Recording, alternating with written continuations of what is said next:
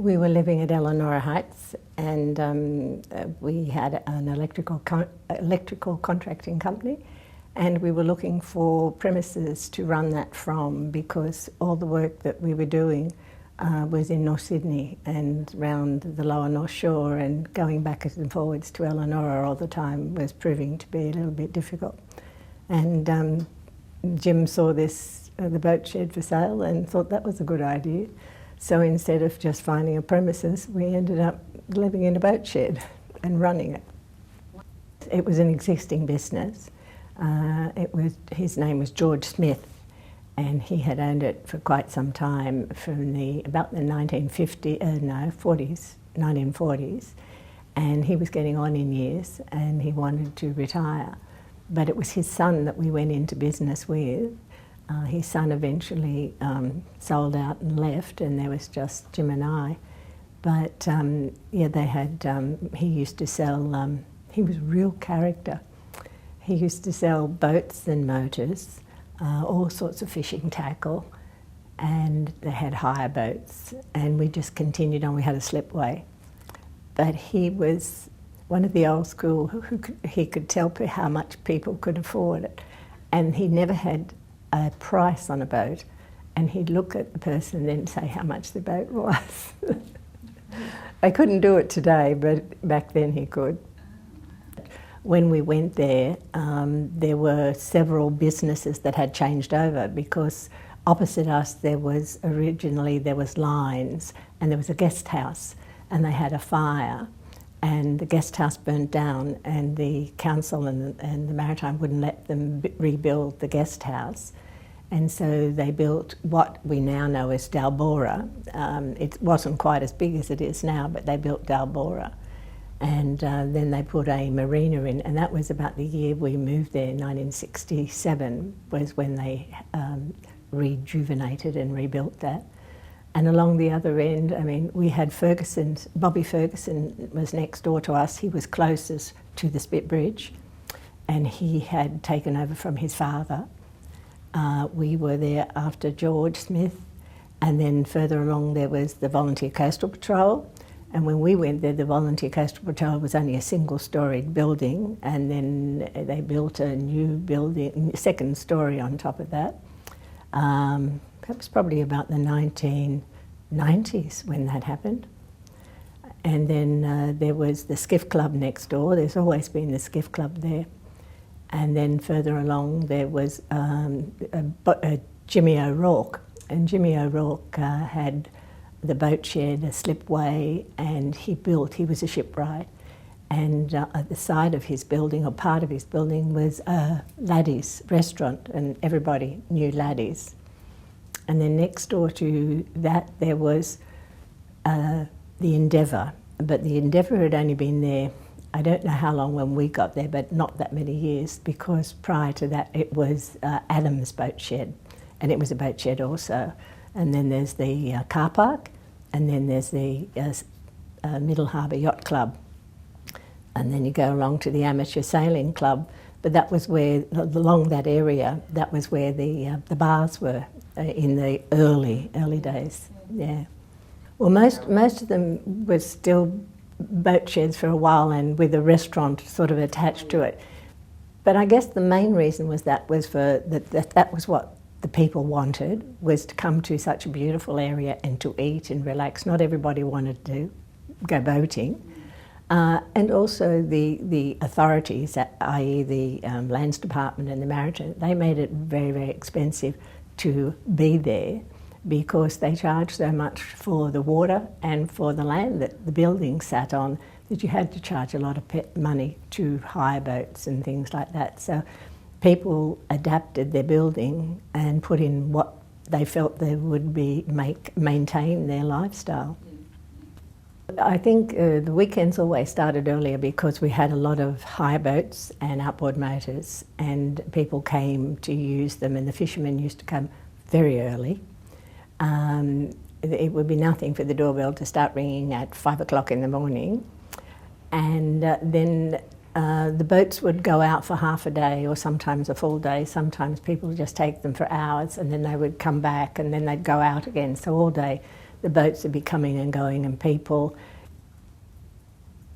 Well, as far as Mossman goes, I felt it was neglected, not for any other reason, only because whenever there was any festival, any celebration, any special occasion, the spit was never included. And I used to feel we were always the bridesmaid, never the bride.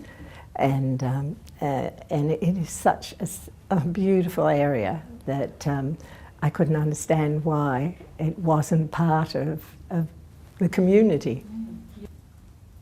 All the proprietors, Bobby Ferguson had gone at that stage, and Brett McMullen was in Ferguson's, and we felt that we needed some advertising and some publishing of that area. And so we got together with Dalbora and the yacht clubs and the skiff clubs, and we all got together and we ran a program on the Saturday and Sunday. And we had, the yacht club had a sailing so that people could actually come down and try sailing. The skiff club did the same with the skiffs. The kayaks and the canoes, they also let people try them.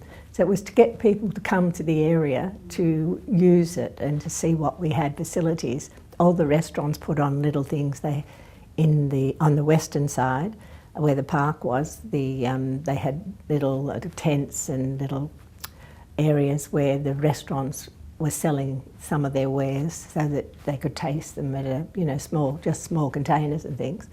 And it was good. It was good. We had bands down there, and it was a great day. We were very lucky with the weather. It was really good. Yeah. You could go there, and there would be 50 to 70 fishermen on a Saturday and Sunday evening, Friday, Saturday really. And they used to come there, and the problem with fishermen, the same as on the wharf, and it's not all fishermen, there are some very good fishermen, but a lot of them, they used to come and they'd have their knife and their bait and they'd cut it up, and then they'd make a terrible mess with the fish when they've cut them up, and then you've got the mess to clean up. And also on the wharf we had to stop them from fishing because they would throw the lines out, and we had boats moored, and if they got the line caught in the rope, they'd cut it and then leave the hook in, and then somebody would pull the rope, and then you'd end up with somebody with under fingers. But yeah, the punt used to go across there, and there was also a ferry that used to take a tram. They had a tram on it that used to go across there as well. But and when Ellery went there, which was a long time before we were there, well, over 100 years, because he was there in 1849. He had 3 acres over at Seaforth, and then he used to row a little boat, and he used to ferry people across by boat, and then went to a punt after that.